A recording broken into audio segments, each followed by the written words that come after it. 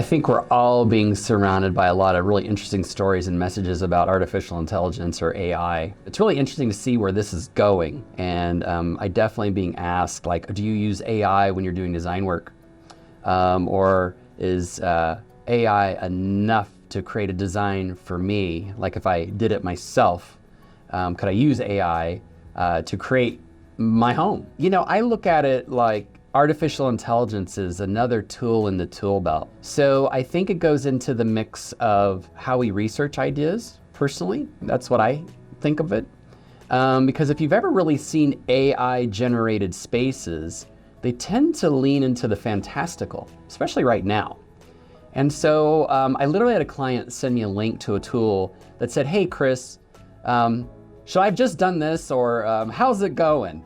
And it kind of took me by surprise. And so I went to this AI tool, and I knew he was being tongue-in-cheek, but I went in, and what was presented to me was like, what's your style? And the list of things were like tropical, or metropolitan, or Mediterranean, real kind of high-level categories. And there were other things that you could dial in. Do you like more light or less?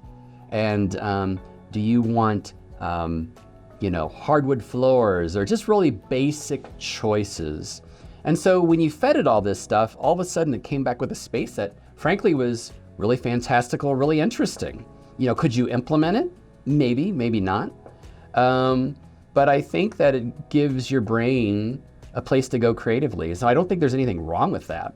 You know, I do believe that it takes a balanced approach to when we're really creating spaces for real people. So using that as something as inspiration, like we may take inspiration from, again, trend, movies, you know, music, art. I think artificial intelligence is just another avenue for that. And I don't think it's a bad thing, but I don't think it does what artists and people can do for each other.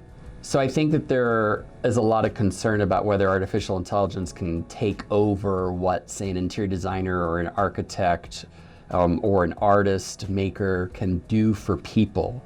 And you know, I think the answer really is no.